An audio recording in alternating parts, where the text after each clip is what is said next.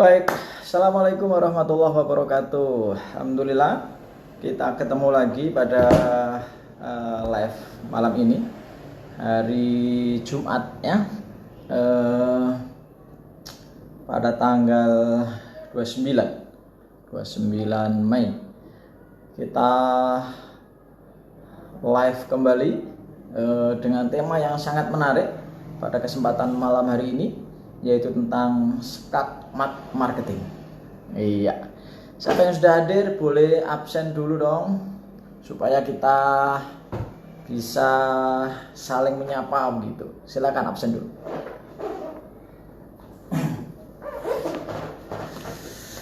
Oke, malam ini kita akan membahas tentang skakmat marketing ya, skakmat marketing. Dalam permainan catur kita mengenal ada skakmat ya. Ketika itu kita lakukan, maka klien kita tidak akan bisa menolak apapun yang kita tawarkan. Alhamdulillah, mohon doanya Coach Dr. Imam El Fahmi, Mas Nurman. Iya, jadi subhanallah, karena banyaknya respon positif, banyaknya permintaan dari teman-teman untuk saya sering-sering live, maka saya usahakan untuk live. Mas Gofur, mohon maaf lahir batin. Pak Hertanto selalu setia hadir ya. Oke teman-teman sekalian, ada 3 hal yang teman-teman harus miliki sehingga jualan teman-teman itu pasti laku begitu, sehingga teman-teman menawarkan apapun itu diterima. Alhamdulillah, saya pribadi pernah menjual. Mungkin teman-teman di sini, guru-guru di sini ada yang lebih hebat daripada saya, tapi alhamdulillah saya pernah sekali transaksi paling tinggi itu senilai 2,2 M transaksi, sekali transaksi. Yang lain di atas 1, sekian M beberapa kali. Nah, kenapa itu bisa terjadi? Nanti kita ceritakan kenapa kemudian kita menjual sesuatu itu mudah. Ada orang-orang bilang menjual itu sulit ya, menjual barang mahal jadi takut, sehingga kemudian yang dia jual adalah barang-barang yang murah-murah saja. Nah, ini tentunya kurang pas buat kejiwaan kita sebagai penjual. Harusnya kita sebagai penjual paham tentang segmen ya, paham tentang siapa segmen kita. Mungkin menurut kita barang yang kita jual itu mahal, tapi bisa jadi menurut segmen yang kita bidik ya, menurut target market yang kita bidik, barang itu murah. Nah, kita nggak tahu ya, kita nggak tahu. Makanya jangan ukur nilai barang itu dengan ukuran kita ya. Baik teman-teman sekalian, yuk yang sudah hadir silakan absen dulu ya. Bagi yang baru hadir saya ucapkan mohon maaf lahir batin. Taqabbalallahu minna wa minkum ya. Ini sesi yang ketiga setelah Idul Fitri teman-teman sekalian ya. Dan mohon doanya supaya saya istiqomah untuk kemudian berbagi. Oke, baik sahabat sekalian, Mbak Puspita ya, Mas Ubaidillah. Oke ya, Mas Ubaidillah, bagaimana kabarnya nasanya? Iya. Oke, baik teman-teman sekalian ya. Yang pertama yang harus teman-teman sekalian miliki, boleh dicatat ya, boleh dicatat. Bagaimana kita punya skakmat ya, skakmat marketing ya. Malah Mas Ubaid ya. Jadi bagaimana kita punya skakmat marketing ya. Yang pertama teman-teman, dari guru-guru saya kumpulkan ya, akhirnya kemudian saya simpulkan bahwa yang pertama kali harus teman-teman miliki adalah produk yang keren. Apa teman-teman? Produk yang keren. Istilah yang lain ada yang bilang produk yang ngangenin, ada yang bilang produk yang market need ya, ada yang bilang produk yang sudah tervalidasi, macam-macam istilahnya ya. Jadi teman-teman, sehebat apapun teman-teman jualan, ketika produk itu tidak market need, ya, tidak kemudian bagus, tidak ngangenin, belum tervalidasi bahwa produk ini luar biasa dan dibutuhkan oleh masyarakat, dibutuhkan oleh target market Anda, maka sehebat apapun Anda jualan, berapapun harga yang Anda pasang, kemungkinan untuk closing besar itu sulit, ya, sulit. Kenapa? Karena customer itu nggak peduli dengan produk kita begitu. Mereka hanya peduli dengan permasalahan mereka, begitu ya. Makanya ketika kita jualan produk, pendekatannya adalah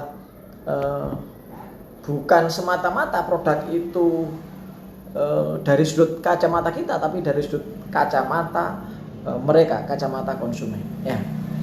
Oke, jadi sekali lagi syarat pertama supaya kita bisa skakmat calon konsumen kita, maka pastikan Anda sudah memvalidasi produk Anda, ya. Pastikan produk Anda adalah produk yang unggulan, produk yang the best, produk yang punya added value yang tinggi, produk yang punya USP yang keren. Nah, begitu, ya. Jadi pastikan produk Anda punya nilai tawar yang tinggi dibanding kompetitor, punya USP yang lebih tinggi daripada kompetitor. Jadi kalau dalam lomba balap kuda begitu, maka kuda yang hidungnya nyampe duluan itu yang menang. Kalau dalam kompetisi produk adalah produk bukan hanya barang, teman-teman, bisa jadi jasa. Kayak Pak Hertanto, jasa akuntansi begitu, itu juga produk. Bagaimana produk Anda itu kemudian satu langkah lebih maju daripada customer, ya. Mas Firman, selamat bergabung. Nah, coba cek produk Anda masing-masing sekarang, ya. Kenapa kok nggak laku? Ya, jangan-jangan produk Anda belum yang terbaik. Jangan-jangan Anda tidak upgrade produk Anda. Jangan-jangan produk Anda tidak market need. Jangan-jangan produk Anda kalau skalanya 0 sampai 10, 10 itu sangat baik, 0 itu buruk, mungkin produk Anda skalanya cuma 5 gitu. Ya, kalau kompetitor Anda itu skalanya 4 enggak apa-apa, tapi kalau skala mereka 7, maka produk Anda pasti akan dilupakan, akan diabaikan. Maka keniscayaan untuk upgrade produk, memperbaiki produk, continuous improvement itu harus senantiasa dilakukan, ya. Mendengar dari customer apa masukan-masukan itu menjadi penting supaya kita selalu bisa memperbaiki kekurangan-kekurangan produk kita. Oke, sekali lagi dicek dulu produknya, ya. Apakah produk Anda termasuk yang layak untuk berkompetisi dengan kompetitor? Apakah produk Anda termasuk yang kemudian layak dipilih oleh customer? Apakah produk Anda kemudian produk yang kemudian ketika ditawarkan customer tidak bisa menolak? Pak Ferry, selamat bergabung Pak Ferry. Oke, ya. Waalaikumsalam Pak Ferry. Jadi sahabat sekalian, Pak, bagaimana menemukan produk yang paten begitu? Ya, jadi ada teori namanya teori validasi produk, teman-teman. Maka contoh misalnya Gazan, ya, Banyu Sumilir Outbound, ya, mohon maaf lahir batin. Contohnya ketika misalnya nih kita ambil salah satu contoh misalnya Gazan dengan Zanananya, ya. Jadi sebelum kemudian dia kemas dengan keren, sebelum dia kasih nama, sebelum kemudian dia kasih harga, dia tes dulu marketnya, ya. Dia tes dulu marketnya. Kalau marketnya merasa kemanisan dikurangi gulanya, kalau marketnya bilang keasinan dikurangi garamnya. Jadi divalidasi produknya terlebih dahulu, ya. Pak, bagaimana kalau produk itu bukan buatan saya tapi buatan reseller? Sama, divalidasi dulu, ya, divalidasi dulu. Ya, bila perlu Anda coba dulu, baru kemudian kalau enak Anda coba jual, ya. Walaupun kadang menurut kita enak, belum tentu menurut konsumen itu enak. Nah, ini penting sekali teman-teman sekalian, ya. Contoh produk makanan paling tidak 10 yang Anda sebar, ya, 9 mengatakan oke, ya, itu baru validasinya masuk. Dan itu pun tidak boleh disebar ke mahasiswa yang kelaparan. Nah, begitu ya. Karena nanti pasti enak. Mas Ruli, selamat bergabung. Pak Tarji, ya. Oke, jadi silakan cek produknya masing-masing. Apakah produk Anda termasuk yang hari ini itu saat ini produk yang sudah tervalidasi dengan bagus di customer begitu.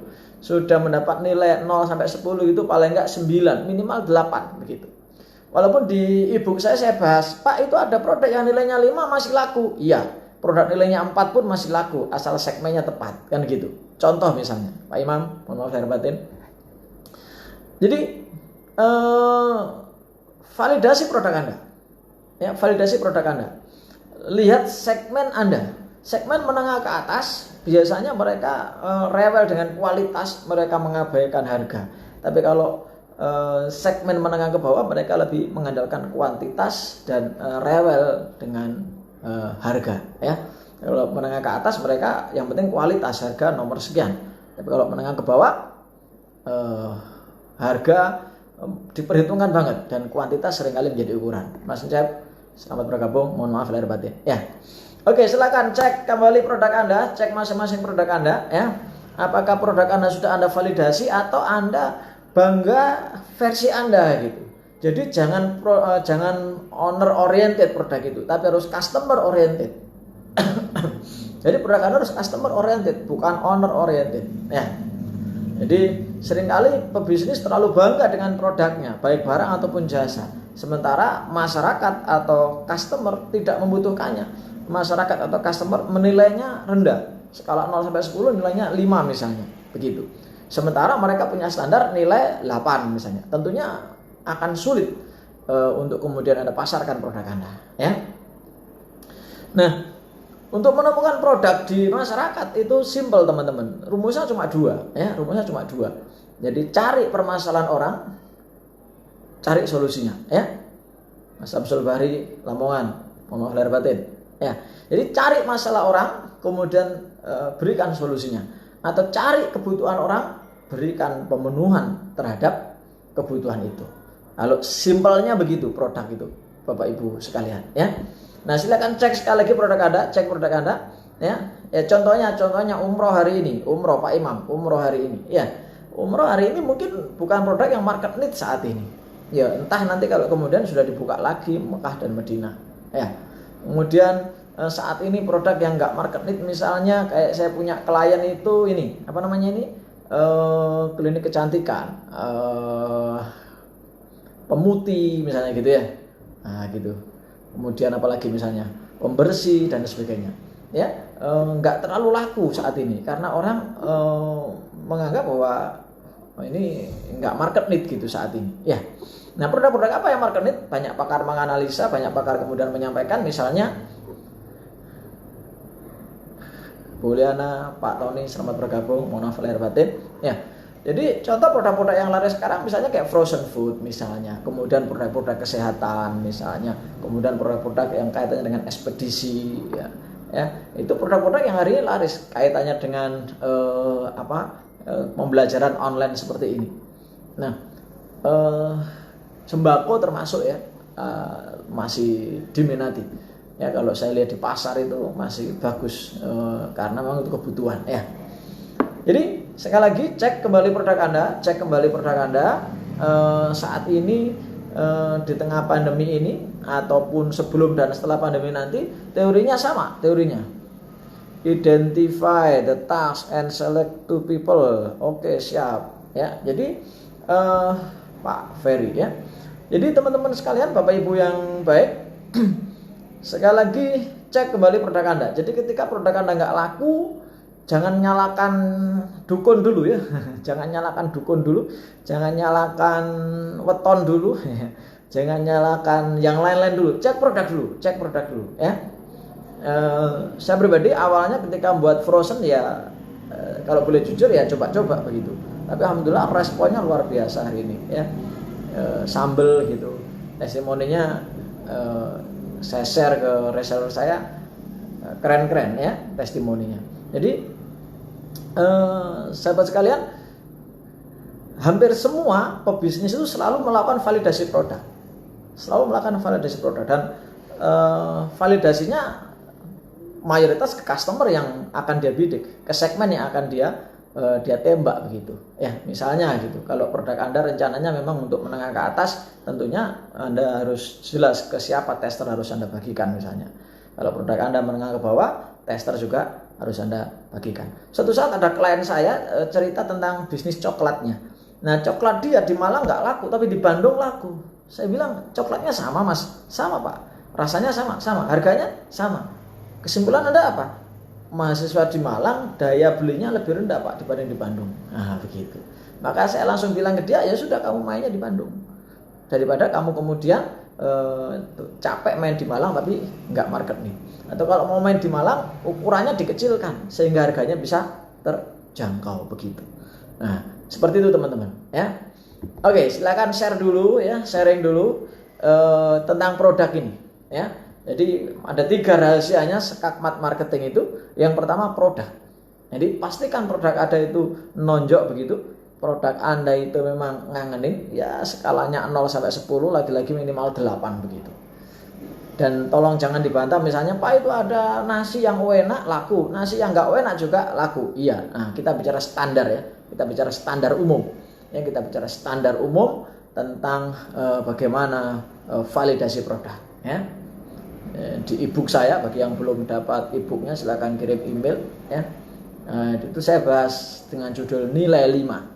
Kenapa? Ya ada bisnis yang nilai 5 itu laris gitu. Kenapa ya? Segmennya ada di nilai itu. Begitu dia mau menjangkau segmen yang nilainya 7 ya nggak laku. Dia menjangkau segmen yang nilainya 6 kurang laku. Segmen yang nilainya 4 wah laris. Nah begitu ya. Sama, kita semua juga punya kapasitas. Maka saya sampaikan kepada teman-teman yang para sahabat-sahabat yang mau ngajar saja. Ya level kita memang kadang nggak bisa dibandingkan dengan guru-guru kita. Guru-guru kita pasti lebih hebat lah daripada kita. Namanya juga guru. Tapi kita pasti punya level di mana kita punya siswa yang berkenan kemudian mendengarkan sharing-sharing kita begitu. Makanya saya pribadi terus berguru pada guru-guru saya. Ya. Banyak guru-guru saya di sini. Ya. Jadi seperti itu teman-teman sekalian. Oke. Ya, jadi silakan kalau ada yang mau di komen tentang produk ini ya. Kalau bahas produk ini panjang teman-teman ya. Tapi intinya begitu, produk Anda harus satu level di atas kompetitor Anda begitu. USP Anda minimal ada lebih 1 saja, itu sudah luar biasa ya. Nah, USP Anda ada kelebihan ya, diferensiasinya Pak Agus, mohon maaf lahir batin bagus. Diferensiasinya ada 1 aja, nah itu sudah keren tuh. Apalagi Anda punya diferensiasi yang banyak, ya. Tapi hari ini teman-teman sekalian, produk itu mudah sekali ditiru, ya. Banyak orang pinter di YouTube beredar, ya, dan sebagainya. Banyak orang cepat meniru produk kita. Makanya kita harus terus kreatif, ya, terus upgrade begitu, ya, terus kemudian belajar. Saya pribadi hampir tiap hari belajar. Kalau nggak ngajar begini pasti belajar. Sebelum ngajar saya belajar, setelah ngajar saya belajar. Nah itu supaya ilmu yang saya bagi ke Bapak Ibu sekalian itu update begitu. Ya, oke. Jadi silakan, yuk yang mau komen tentang produk silakan. Mas Yani, sahabat lama ya. Ya, jadi kalau produk Anda nggak punya kelebihan, tentunya Anda akan sulit untuk bertarung, untuk melakukan skakmat. Pak, produk saya nggak punya kelebihan kok laris. Mungkin karena di sana kompetitor Anda levelnya di bawah Anda begitu. Atau Anda nggak punya kompetitor. Nah, kompetitor produk itu ada 2 teman-teman. Ada yang direct, ada yang indirect. Ya. Apa itu direct? Contohnya begini. Ketika saya jualan frozen food, bebek frozen food, maka direct kompetitor saya adalah sesama penjual bebek frozen food. Begitu namanya direct kompetitor, head to head. Tapi ada yang indirect kompetitor. Mas Eko Sulistiawan, selamat bergabung. Mohon maaf lahir batin ya. Ada indirect kompetitor. Apa itu? Sesama lauk pauk, sesama frozen. Ya, misalnya ayam yang di frozen, bandeng yang di frozen. Nah, ini harus Anda pahami. Kadang beberapa klien itu curhat, Pak, kenapa jualan saya stuck, jualan saya nggak laku, padahal nggak ada produk yang sama persis dengan produk saya. Nah, dia lupa bahwa kompetitor itu bukan hanya direct, tapi ada juga yang indirect, ya kan, yang nggak langsung. Jadi misalnya dia jualan ayam crispy misalnya, kok di kanan kiri saya nggak ada loh Pak ayam crispy, kenapa ayam crispy saya sepi itu, padahal enak. Dia lupa kalau sampingnya ada Padang, sampingnya ada warung Tegal, sampingnya ada bakso, itu indirect kompetitor. Nah ini harus dipahami. Makanya sekali lagi produk Anda harus ngangenin, produk Anda harus unik, produk Anda harus kemudian punya USP yang bagus, diferensiasi yang oke begitu. Ya, karena kalau enggak maka Anda akan kesulitan untuk kemudian grab market ya. Oke, barangkali ada yang mau di-sharingkan tentang produk silakan. Yang belum absen boleh absen dong, biar kita saling kenal, biar kita saling mendoakan ya. Oke. Mas Yani gimana kabarnya ya? Bisnis apa sekarang? Baik ya, sahabat sekalian. Oke ya, itu yang pertama. Ya, setuju nggak kira-kira kalau saya bilang produk itu yang pertama? Coba dijawab dulu. Setuju nggak? Biar saya tahu kalau ada orang ya. Nanti saya merasa ngomong sendiri tidak enak. Setuju nggak kalau produk itu adalah faktor penting? Ya, Pak itu ada penjual hebat Pak, produknya nggak baik, tapi dia bisa jual. Itu nanti hit and run, ya, lari sementara, habis itu masyarakat nggak akan mau beli lagi, begitu. Ya, kalau produk Anda keren, itu enak jualannya. Ya, brand produk Anda dikenal sebagai brand yang keren, itu mudah sekali jualnya. Contohnya begini teman-teman. Ada ibu-ibu yang bawa Yakult keliling perumahan gitu. Kenapa Anda beli produk itu? Karena Anda sudah meyakini produk itu bagus. Ya, Anda sudah memvalidasi produk itu bagus. Coba sekarang bungkusnya Yakult dibuang gitu.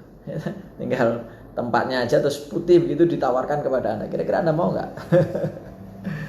Oke Pak Firman, mohon maaf lahir batin, Makassar ya. Jadi cek produk Anda. Jadi yang selama ini kurang laku, cek produk Anda, cek produk Anda ya, cek produk Anda ya. Hari ini selain saya punya produk untuk saya jual, saya juga mencoba tes market dengan produknya teman-teman yang lain ya. Saya mencoba tes market produknya teman-teman yang lain. Contohnya saya coba tes market produk dikejar duit dari Facebook dan WA. Alhamdulillah laris sekali itu produknya. Silakan kalau Anda pengen memiliki buku itu ya. Murah sekali dibanding manfaatnya. Dari buku itu saya sudah dapat jutaan rupiah padahal harganya murah buku itu ya. Oke. Baik. Umi Nafia, Bu Umi Nafia ya. Oke, kita lanjut teman-teman sekalian. Jadi produk, setuju nggak ya kira-kira ya? Coba komen dulu sebentar ya. Setuju nggak bahwa produk itu adalah basic dari skakmat marketing? Produk itu adalah basic dari penjualan yang sukses. Produk itu adalah basic dari kemudahan kita dalam menjual. Coba komen. Jadi kalau kita bicara produk, di situ ada mereknya ya kan? Ada otomatis ada brandnya di situ ya, ada kualitasnya. Ya, seperti itu. Oke. Coba. Setujukah teman-teman ketika produk menjadi basic daripada closing yang hebat? Coba dijawab dulu ya. Oke. Baru kita lanjut nanti yang kedua sama yang ketiga. Makanya ketika saya disuruh jualan, terus produknya itu nggak bagus, jujur saya produk barang dan jasa yang dibutuhkan buat supaya dicintai, disukai dan dijadikan tren dan gaya hidup konsumen. Oke, Mas Gofu. Ya. Gimana Dan? Aman? Bu Sri Wilujeng ya. Jadi yang dibutuhkan ya, yang dicintai, disukai. Nah, gitu ya. Saat ini.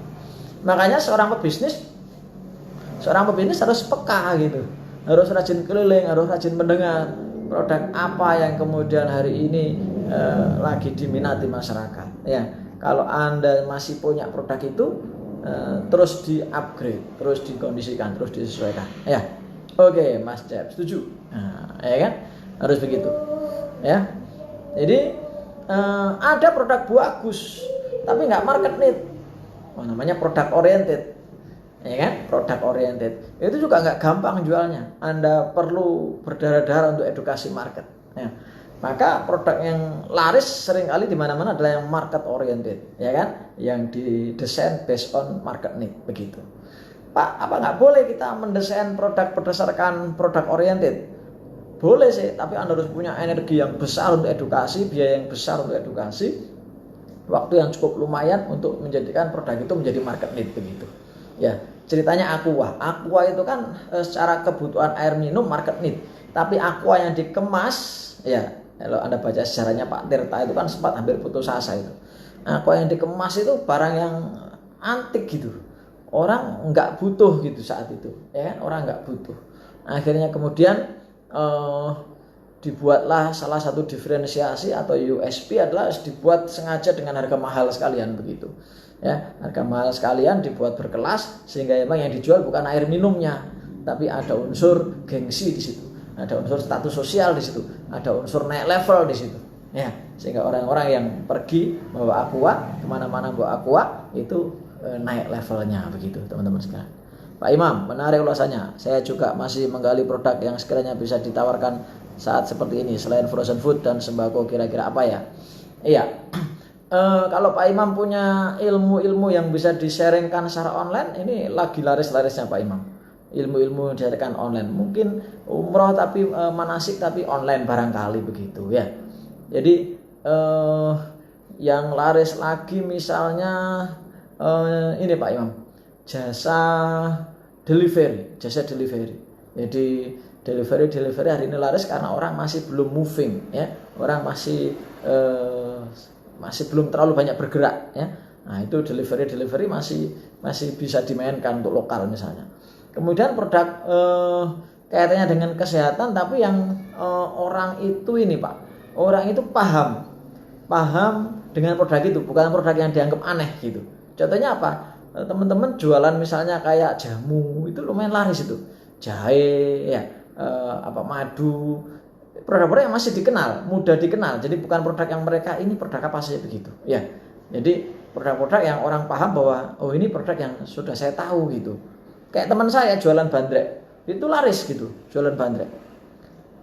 Misal kita nggak punya produk, tapi punya link ke produsen produk bagus, apa yang perlu dilakukan pertama kali? Iya, tawarkan dengan jadi reseller atau dropshipper. Ya, dicoba dulu, jangan beli banyak-banyak dulu. Nanti kalau nggak laku kecewa Anda, stres Anda ya. Apalagi kemampuan jualnya Mas Eko mungkin masih belum maksimal misalnya. Jadi tes market dulu, beli berapa, kemudian di tes market. Saya misalnya reselleran bandrek misalnya, saya tanya ini omsetnya berapa? Sekian Pak. Segmennya di mana yang laris? Bandung, Semarang, sama Sumatera. Jawa Timur? Enggak. Padahal Anda tahu buatnya di mana? Di Batu. Jadi bandrek dibuat di Batu. Ya kan? Kenapa? Karena mungkin orang Jawa Timur enggak terlalu familiar dengan bandrek gitu. Nah ini yang saya maksudkan. Ya, bandreknya enak, ada bahasa udahnya. Tapi kenapa enggak laku di Malang, enggak laku di Batu, enggak laku di Jawa Timur? Malah lakunya di Semarang, Jawa Barat dan Sumatera. Ya karena memang bandrek asalnya dari Jawa Barat sana begitu. Jadi tahu segmen. Nah kadang bukan produk yang jelek begitu kan, tapi segmen yang dibidik yang kurang pas. Ya. Logikanya begini teman-teman, logikanya. Umpan cacing, ya, itu pasnya ikan apa kan begitu? Ya kan, umpan cacing ketika Anda mau mancing hiu kan nggak dilirik begitu ya. Umpan cacing ya berarti mujair gitu kan ya. Ikan gabus, ikan apalagi misalnya tombro misalnya gitu ya. Nah kalau ikan paus atau ikan hiu ya umpannya beda lagi.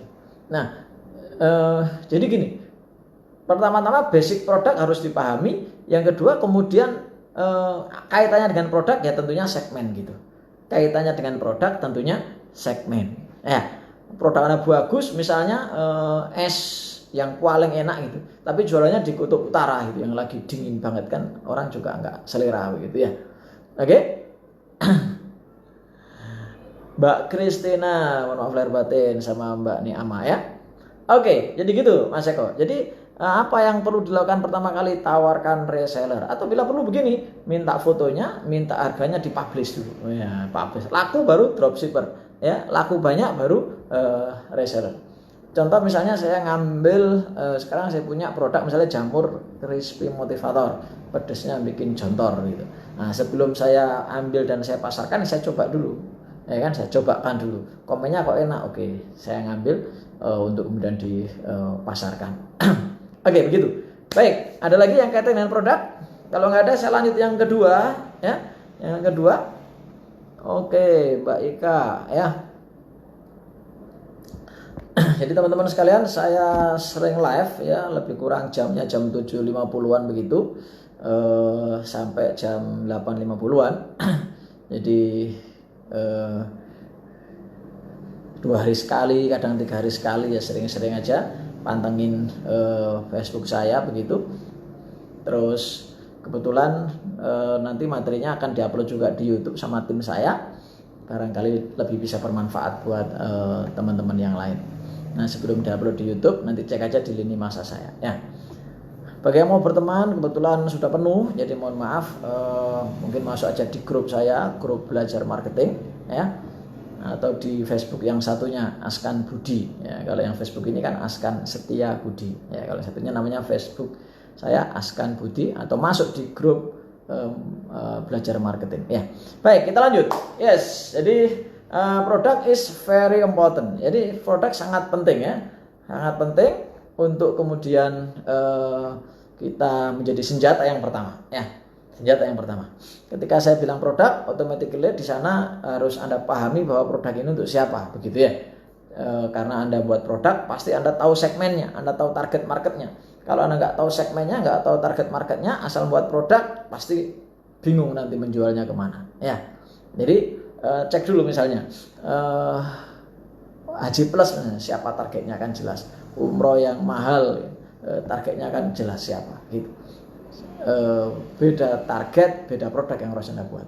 Kalau kita lihat misalnya sabun cuci deterjen, ada Rinso, ada turunannya Rinso, betul nggak? Hotel ada Santika, ada Amaris, pesawat ada Garuda, ada Citylink. Itu karena mereka sadar kepada siapa mereka jualan gitu, ya kan?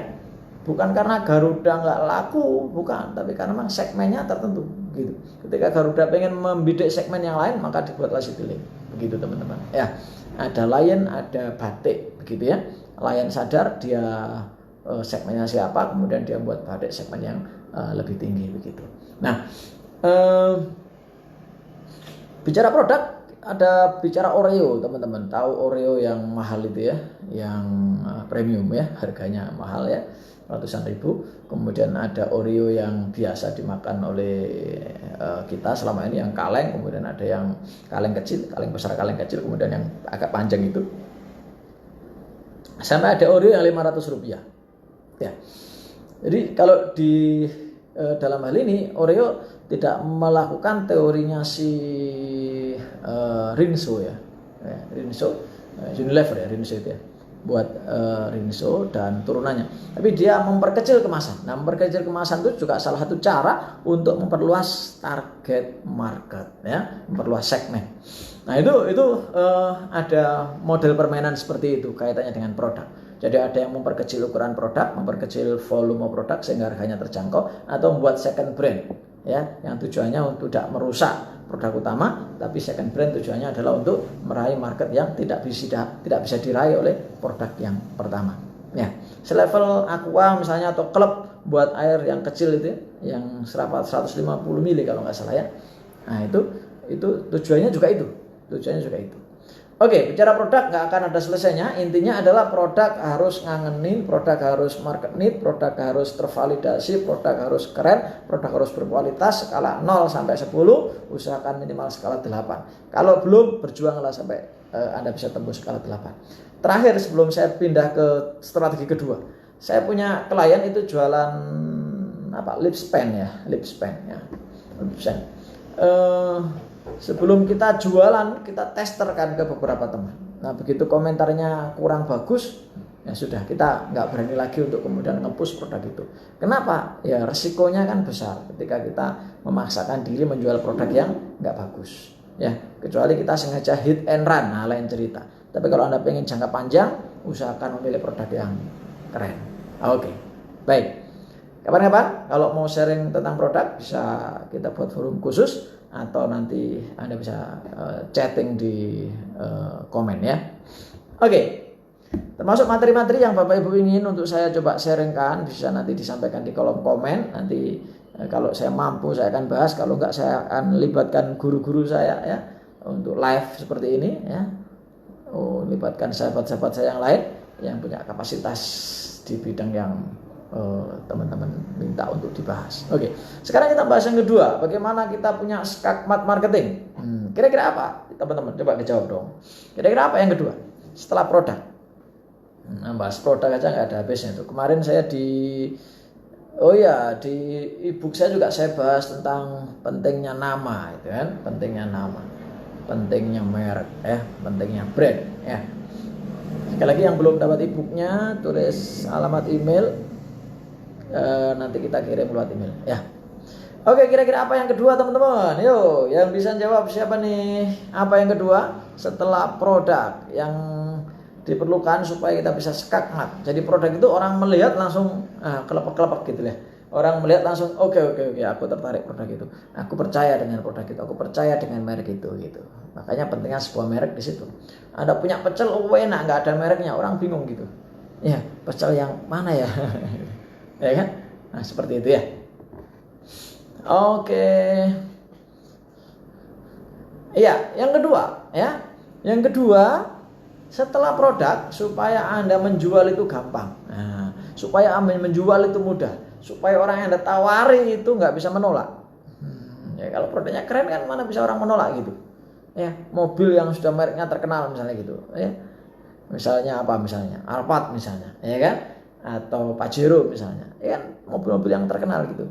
Siapa yang mau menolak mobil itu?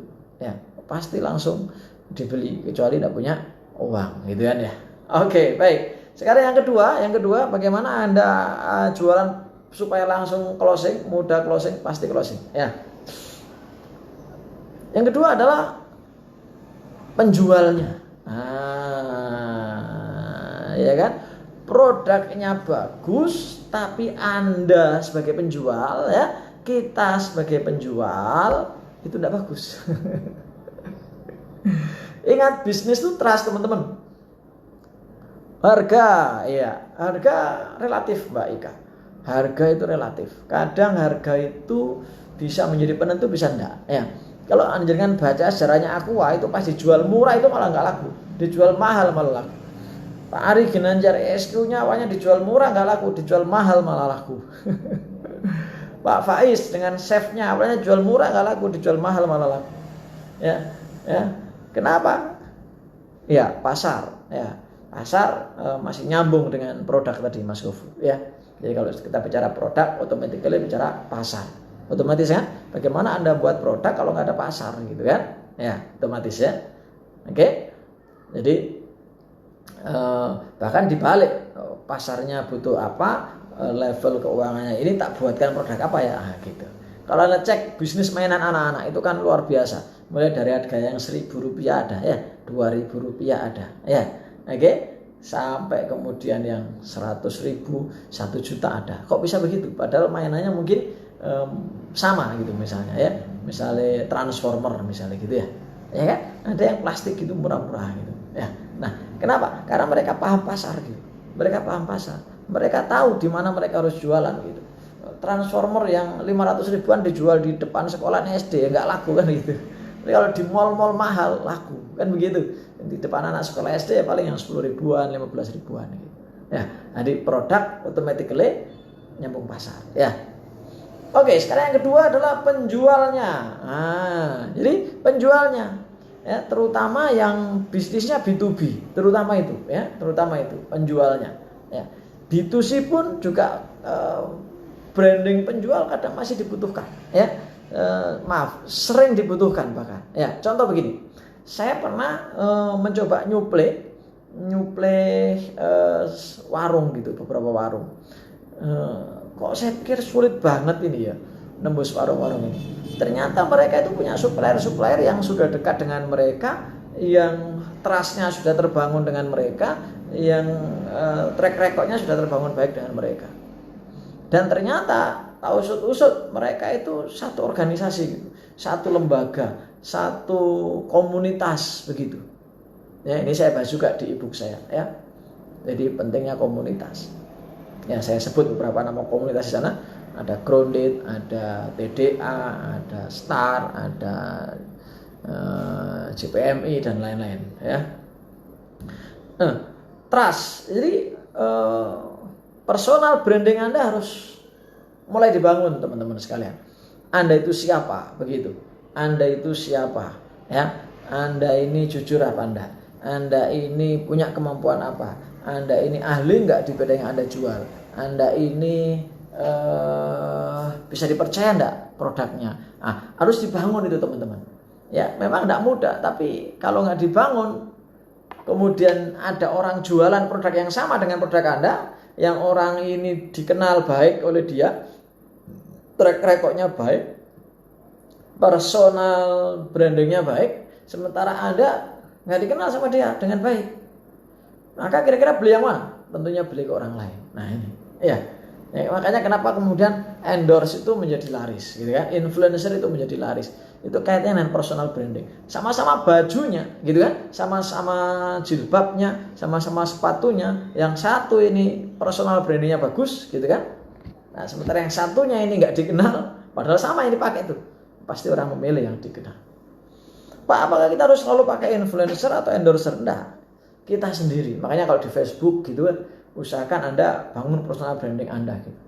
Jangan pagi curhat mantan, siang curhat pasangan begitu kan, sore curhat anak gitu. Jadi orang ketika Anda jualan di Facebook, orang mikir ini penjual betulan atau galomen. Galowati, galomen.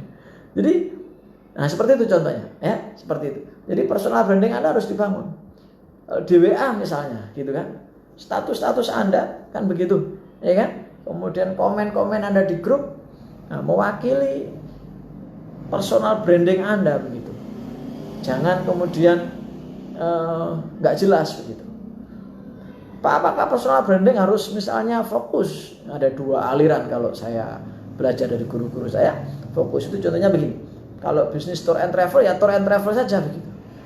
Ya, jangan dicampur-campur. Tour and travel juga punya bisnis warung bakso, juga punya bisnis herbal, juga punya bisnis laundry gitu.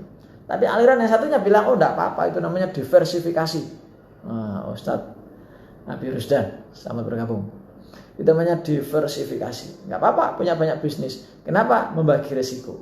Ya, contoh teman-teman saya yang tour and travel hari ini tiarap banget, tiarap karena nggak ada tour and travel saat ini yang jalan. Akhirnya beliau jualan apa yang bisa dijual, mulai telur asin, mulai buah, mulai salad dan sebagainya. Ya, kenapa demikian? Nah ini kalau bisnisnya cuma satu, sementara tandon uangnya kurang, asetnya kurang, tabungannya kurang, pasti panik kalau ada disruption. Ya, pasti panik kalau ada disruption. Oke, nah Anda terserah mau pilih yang mana, terbranding fokus satu bisnis atau terbranding sebagai entrepreneur yang punya beberapa bisnis. Yang penting Anda punya brand, ya, Anda punya branding, ya. Kemudian Anda punya prestasi, makanya kalau Anda laku boleh testimoninya di-upload, begitu kan? Kalau Anda ada orang yang sembuh dengan produk Anda, ada orang yang dapat manfaat dari produk Anda, testimoninya di-upload. Itu prestasi dari produk Anda sekaligus prestasi Anda. Ini penting.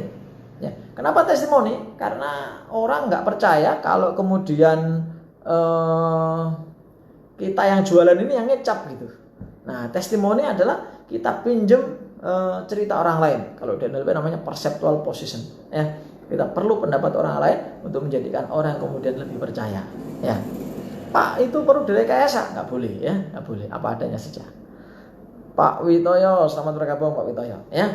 Oke, jadi yang pertama pastikan produk Anda keren, yang kedua bangun brand Anda, ya. Bangun brand Anda. Oke, bangun brand Anda sebagai orang yang jujur, amanah, begitu kan? Terpercaya, Anda ahli di bisnis itu, Anda ahli di bidang itu, Anda punya kemampuan di bidang itu. Bangun itu, ya. Supaya apa? Supaya orang kemudian trust begitu. Nah, makanya kemudian ketika contoh nih, Ustadz Yusuf Mansur saat itu ketika belum terkenal beliau gandeng dengan Agim. Masih ingat betul saya waktu itu ketika masih manajemen Kolbu. Nah kemudian karena gandeng Agim, ya Agim kan personal brandingnya kuat banget begitu. Kemudian Ustadz Yusuf Mansur gandeng Agim, ikutlah terangkat brand beliau. Dan karena Ustadz Yusuf Mansur juga pinter, akhirnya brand beliau pun juga cepat terangkat dan akhirnya sekarang masing-masing punya branding yang kuat. Contohnya seperti itu. Ibu Santoso misalnya ketika ngawali dia nulis gandeng Hermawan Kertajaya, nulis gandeng Agim juga, nulis gandeng tokoh-tokoh yang lain gitu kan. Kenapa demikian? Ya itu salah satu cara untuk naikkan personal branding. Ya. Nah bagaimana dengan Anda yang punya bisnis warung begitu? Ya, kalau bisnis warung personal branding atau corporate branding. Nah, silakan dua-duanya ya. Silakan dua-duanya. Misalnya foto Anda sama artis yang makan di warung. Nah, itu kan naikkan personal branding sekaligus corporate branding Anda. Intinya adalah jangan seperti gadis yang amat sangat cantik tapi tinggalnya di atas bukit ya. Di dalam goa, di balik air terjun, ketutupan pohon tumbang. Saya bahas juga ini di ebook saya ya. Jadi kalau jualan itu jangan sembunyi-sembunyi begitu. Produk Anda bagus, Andanya sembunyi-sembunyi. Anda nggak pernah brandingkan corporate branding Anda, nggak pernah membrandingkan personal branding Anda. Pak Jos, selamat bergabung. Mohon maaf lahir batin Pak Jos. Sahabat saya Pak Jos Herman. Ya. Jadi seperti itu teman-teman. Ya. Jadi jangan malu-malu gitu kalau jualan. Ya. Kita ini nggak minta, kita ini nggak nyuri. Ya. Harus pede. Anda jualan apa? Anda siapa? Gitu. Ya. Pak, saya nggak ingin terkenal. Bukan masalah itunya teman-teman. Kalau sudah corporate branding Anda kuat, nggak apa-apa Anda nggak muncul. Tapi kalau masih baru-baru, sejauh yang saya pelajari, sejauh yang saya tahu, Anda ikut maju, ikut muncul untuk saling menguatkan corporate branding Anda. Ya, nanti kalau sudah corporate branding Anda dikenal oleh publik, maka Anda bisa sembunyi di balik layar. Ya, seperti itu teman-teman. Ya, oke. Sekali lagi yang pertama, apa yang pertama teman-teman? Ya, produk Anda harus oke, ya. Terus baik produk barang ataupun jasa terus di-upgrade ya. Kayak jasa misalnya, jasa apa? Di-upgrade terus ya, di-upgrade terus. Supaya kemudian update dan kemudian menjadikan Anda ahli di bidang itu, ya. Oke, kemudian setelah produk yang keren, yang kedua sekali lagi Andanya yang harus keren. Nah, begitu ya. Andanya yang harus keren. Suatu saat ada orang mau transfer. Pak, saya mau transfer kemana Bu? Saya tanya, itu yang punya merek. Kebetulan saya jualan franchise ya, franchise. Loh Bu, kok hubungi ke saya? Kan harusnya Ibu langsung hubungi ke ownernya. Apa dia bilang? Kalau Pak Askan bilang, oke saya transfer katanya. Nah, kalau saya bilang enggak, saya gak jadi katanya. Nah, itu berarti personal branding yang dipegang orang, ya. Personal branding dipegang orang. Nah, kalau sudah sampai level itu, insya Allah Anda jualan apapun laku. Jualan apapun laku. Nah, ini harus dibangun teman-teman. Dibangun step by step, ya. Dibangun step by step. Tidak harus langsung besar, tapi paling tidak Anda di lingkaran customer Anda itu kuat sehingga nanti bisa menjadi bola salju. Customer Anda akan cerita ke sana kemari. Makanya ini nyambung dengan beberapa materi sebelumnya, ya. Apa itu? Tentang reseller. Pak Mario, selamat bergabung. Tentang bangun tim reseller. Kenapa? Karena masing-masing orang itu punya lingkaran kepercayaan, teman-teman sekalian. Masing-masing orang itu punya lingkaran kepercayaan yang percaya mereka, yang trust dengan mereka, yang mereka mungkin tidak kenal dengan Anda. Nah, itu penting gitu teman-teman. Ya, penting. Istilah orang Jawa nabok nyelit tangan gitu. Nabok nyelit tangan itu penting. Nah, itu kaitannya dengan siapa. Jadi kalau tadi produk itu apa, ya kan? Kalau yang kedua adalah siapa. Maka ada kaidah begini. Apapun yang dijual oleh orang itu pasti laku. Berarti kan sudah trustnya luar biasa orang ini. Ya, market trust betul sama dia. Apapun yang dijual laku. Oke, contohnya begini. Kenapa kemudian Iwan Fals kemudian diajak untuk mempromosikan Top Cafe gitu. Ya, kalau Anda pernah minum Top Cafe kan rasanya nggak jauh beda lah sama yang lain. Ya, ada yang bilang di bawah yang lain. Tapi karena Iwan Fals begitu, orang percaya gitu. Karena siapa yang jual gitu. Ya, siapa yang jual. Nah, tapi ingat, jangan hanya mengandalkan siapa yang jual, Anda lupakan yang pertama tadi. Ya, Anda lupakan yang pertama tadi. Ini serunya bisnis ini, serunya jualan di sini. Bagaimana kita menemukan produk yang keren, membuat produk yang keren, kemudian menjadikan diri kita keren, branding kita keren, brandingnya perusahaan kita keren, gitu. Kalau dua itu sudah Anda dapat, insya Allah closing itu gampang. Suatu saat saya outbound, itu ada klien langganan berkali-kali. Kemudian pakai lain lagi, pindah lagi ke saya lagi. Pakai lain lagi, pindah lagi ke saya lagi. Sampai suatu saat akhirnya dia nanya, Pak Askan bisa nggak nangani WO, wedding organizer? Waduh, saya bilang kalau WO nggak bisa. Bayangkan coba, kita hanya outbound, ya, tour outbound, sampai akhirnya saking percayanya kita ditanya, bisa nggak handle wedding organizer? Ya saya bilang saya nggak bisa. Ya kalau mau saya carikan referensi teman-teman saya. Nah seperti itu teman-teman, ya. Oke, cek kembali produk Anda, ya, cek kembali branding Anda. Habis ini teman-teman, habis ini kaitannya dengan yang pertama, Mas, supaya menarik reseller itu biasanya margin berapa? Beda-beda Mas Cep, ya. Kalau jasa contohnya teman-teman kalau mau jadi reseller saya, misalnya kuliah WA, mencapai omset jutaan rupiah per hari dengan Facebook dan WA, saya jual cuma 99.000 kuliah WA. Fee resellernya 50%. Kalau jasa kasih tinggi enggak apa-apa Mas Cep. IT, ya kan, Mas Cep kan ahlinya IT. Kasih tinggi enggak apa-apa karena IT itu harga gelap. Tapi kalau kayak misalnya frozen food gitu, saya jual bebek misalnya harganya 60 misalnya atau 65, paling marginnya 5.000. Ya, sambal 20, 25, paling marginnya 4.000. Jadi tergantung produk, ya, tergantung produk. Apalagi produk-produk yang komoditi. Ya, komoditi itu kan tipis ya, gitu. Nah, buku ini keren, buku. Saya reselleran buku dan sedang berjuang untuk membuat buku. Ya, reselleran buku itu keren. Harganya contoh buku Facebook dikejar dulu dari Facebook dan WA itu kan 297. Ya, itu reseller dapat 75.000. Anggap aja 375 per 300, 25%. Ya, cuma kalau menurut teman-teman reseller itu menjadi menarik kalau 30%. Ya, menjadi menarik kalau 30%. Tapi enggak semua produk bisa dikasih margin segitu kan, ya kan? Nah, okay. Ya, jadi seperti itu.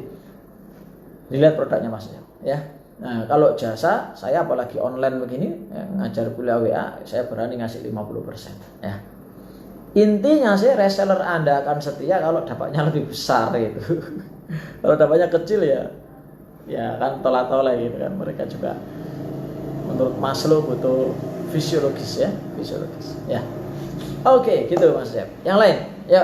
Jadi dua ini teman-teman, Jadi pastikan produk Anda keren. Kalau belum keren, diperkeren gitu. Kalau nggak bisa memperkeren, nah ini berarti segmen Anda harus diturunkan targetnya, ya. Karena kalau Anda berjuang di segmen yang rewel dengan kualitas menengah ke atas, produk Anda nggak keren secara konten, secara tampilan, ya, konteks nggak keren, ya agak berat gitu, ya. Kalau laris hanya hit and run. Oke. Kemudian yang kedua, pakai tangan-tangan orang yang dikenal oleh orang lain secara massal kalau Anda rezeki. Contoh misalnya Malang Strudel, ya, Malang Strudel itu kalau nggak ada Tengku Wisnu, kira-kira apa selaris sekarang? Ayo coba jujur dijawab. Kalau saya ingat sejarahnya ada Java Strudel, ada Apel Strudel, ada Batu Strudel, ada Malang Strudel. Tiga-tiganya sepi hari ini. Java sudah tutup duluan. Kenapa? Salah bikin nama. Jualan di Malang kok pakai nama Java, ya kan? Karena nggak mewakili Malang gitu. Ya, Batu Strudel sempat bertahan, Apel Strudel sempat bertahan. Sekarang mulai kempis-kempis juga. Nah, Malang Strudel masih bertahan. Ada Tengku Wisnu. Kalau rasakan nggak jauh beda. Coba beli Apel Strudel atau beli Batu Strudel. Ya, nggak jauh beda dengan Malang Strudel rasanya. Ya, saya nggak tahu sekarang perkembangannya seperti apa. Tapi awal-awal begitu ya. Awal begitu. Nah, karena Tengku Wisnu begitu figur otoritasnya dipercaya, maka ya leading lah dia, gitu ya. Leading lah dia. Lah, apakah setiap artis kemudian kue artis bertahan? Kan itu Pak penjualnya itu Pak. Nah, nanti kembali ke kualitasnya. Ya, kembali ke kualitasnya. Apakah kualitasnya itu memuaskan gitu, ya kan? Nah, itu kembali lagi ke situ. Ya, tidak semua artis itu kemudian mampu menarik customer. Kembali ke kualitasnya. Oke, dua itu teman-teman. Ada lagi? Oke, yang baru datang absen dong, biar kita tahu dan kenal Mbak Lia Az-Zahro. Ya, sekali lagi yang baru datang, saya mohon maaf lahir batin. Yang belum mendapat ebook saya silakan tulis email ya di kolom komen.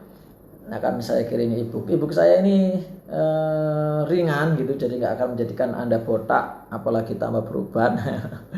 Sengaja nggak saya susun urut begitu, saya buat semacam puzzle. Jadi Anda silakan merangkai sendiri cerita-cerita ringan saya di marketing itu.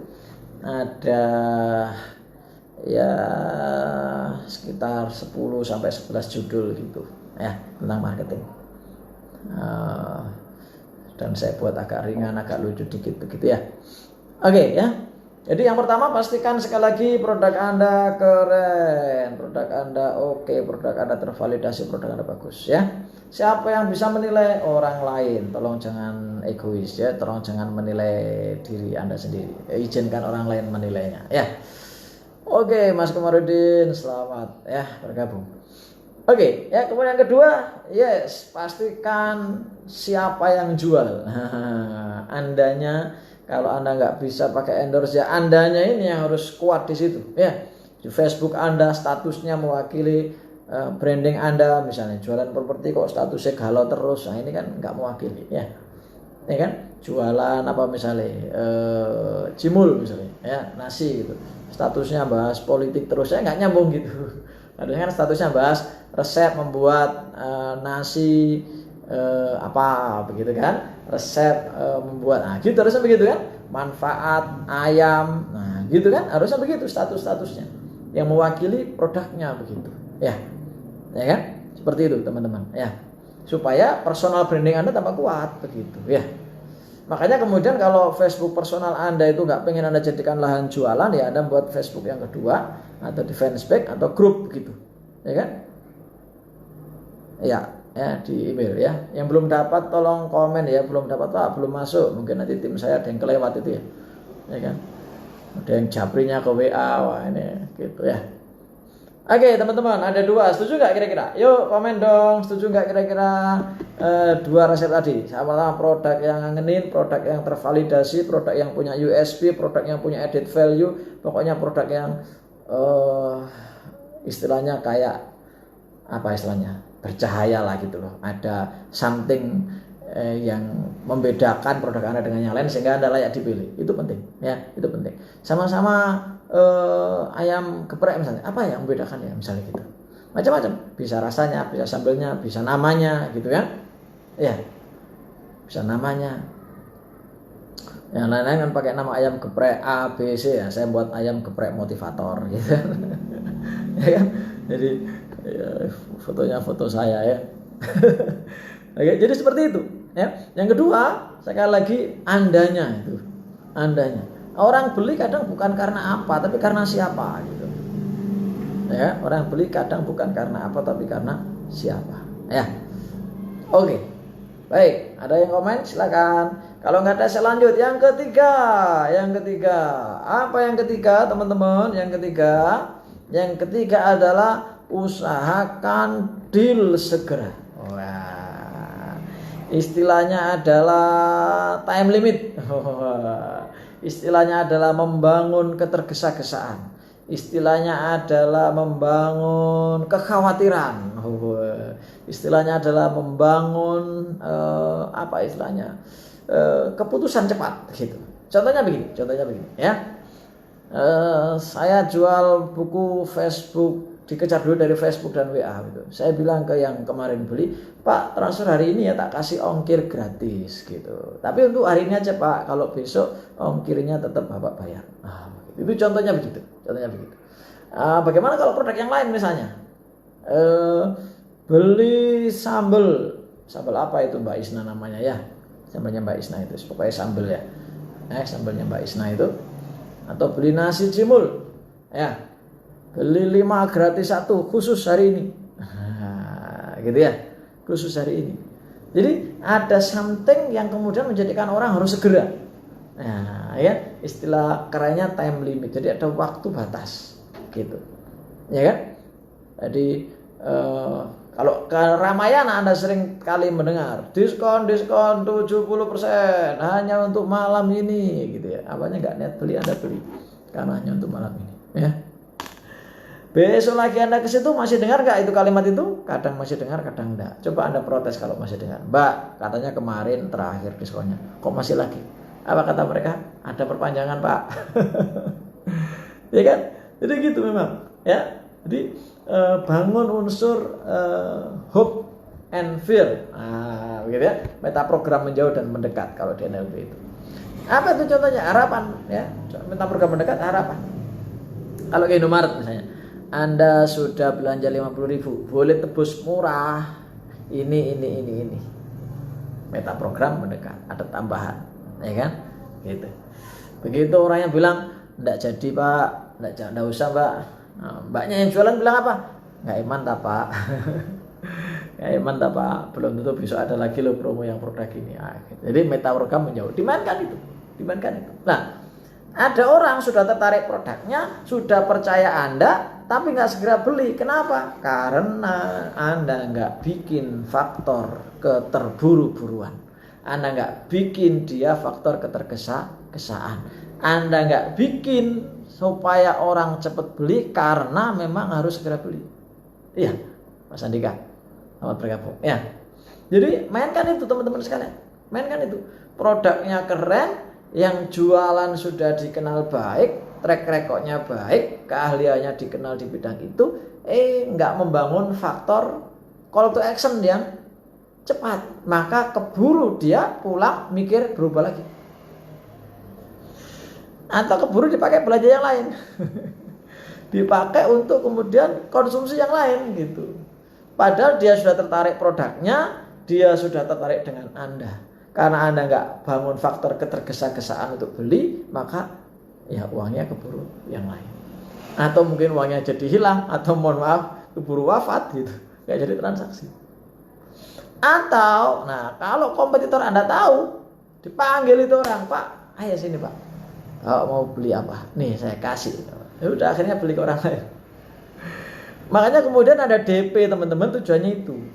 Bapak kalau nggak DP, nah misalnya saya ketika jualan training misalnya, ya ini kalau nggak DP pada tanggal ini, khawatir saya ada orang yang juga DP Pak.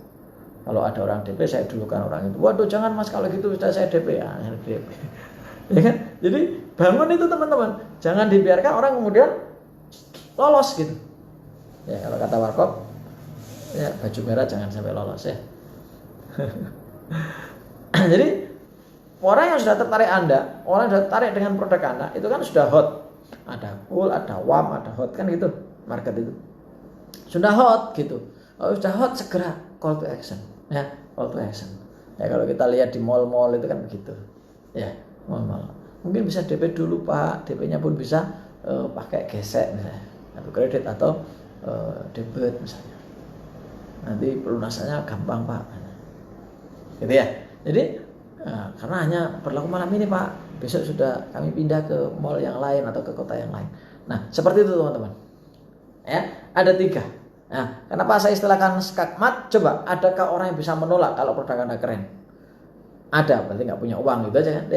Ya, nah, tinggal nanti Anda mencacah harga ini biar mereka berani mengeluarkan uangnya, kan begitu? Ya, makanya ada modal cicilan dan sebagainya. Yang kedua, bagaimana orang bisa menolak kalau Anda sudah membangun kepercayaan yang kuat pada mereka? Ya, Pak, berarti orang beli karena sungkan? Bukan itu, bukan sungkan, karena trust gitu. Ya, karena trust. Nah, kalau sungkan nanti jadi kasihan, karena trust. Makanya kalau jualan jangan melas. Ayo dong Pak, beli Pak untuk penglaris saya, jangan begitu. Itu tandanya produk Anda nggak bagus. Ya. Oke, ya seperti itu. Pak, bagaimana kalau kemudian dia sudah tertarik dengan saya, dengan produk saya, tapi nggak bayar-bayar? Bilang aja begini, Pak, mohon izin, kalau produknya tak kasih dulu ke pembeli yang sekarang mau bayar, mau DP, boleh Pak? Gitu kan, seperti itu. Ya, oke Mas Aris, gimana kabarnya? Ya, oke teman-teman sekalian ya. Jadi ada tiga jurus utama untuk skakmat. Yang pertama, produk ya, pastikan produk Anda punya USP yang kuat sekali, produk Anda punya benefit yang kuat, added value yang kuat ya kan, diferensiasi yang kuat. Pastikan produk Anda layak dilirik oleh customer ya.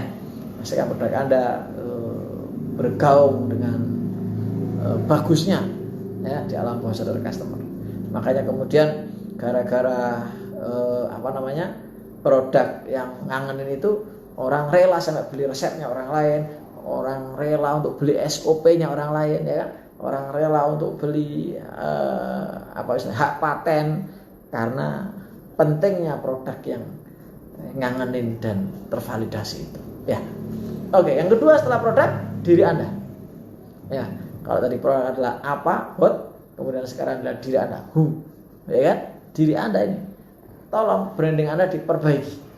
Ya, Facebook Anda, WA Anda diperbaiki. Ya kan? Kalau memang kaitannya dengan tampilan Anda ini diperbaiki. Kalau kaitannya dengan produk Anda statusnya diperbaiki. Biar apa? Karena itu mewakili diri Anda.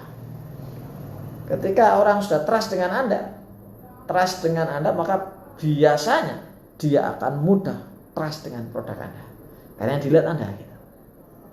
Makanya kita ini kan sungkan kalau jualan produk nggak enak begitu. Kenapa? Yang pertama, konsumen kadang sungkan mau testimoni itu. Ya kan? Yang kedua, ya kita yang malu gitu. Ya kan, makanya produk ini harus terus diperbaiki kalau kita punya produk, barang ataupun jasa.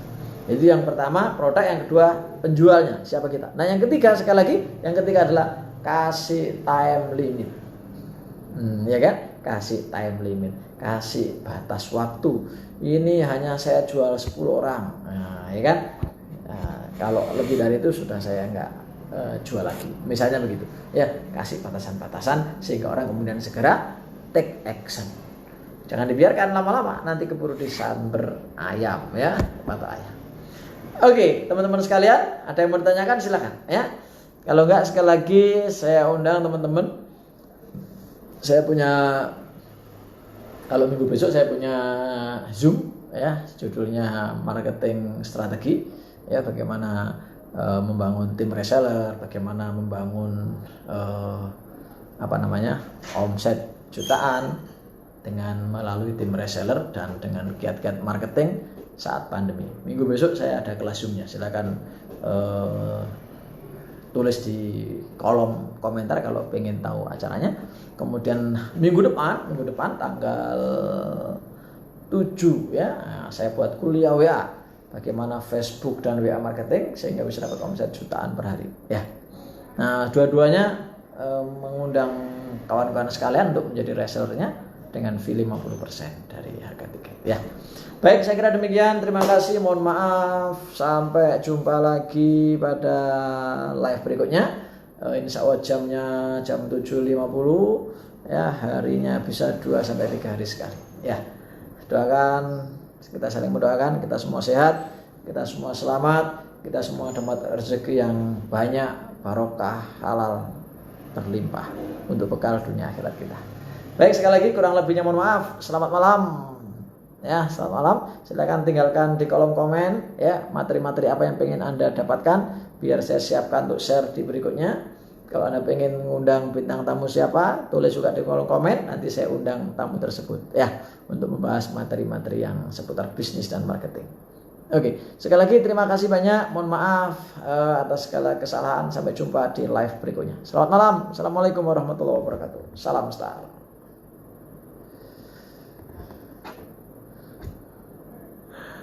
Oke Pak Hertanto, makasih atas rangkumannya.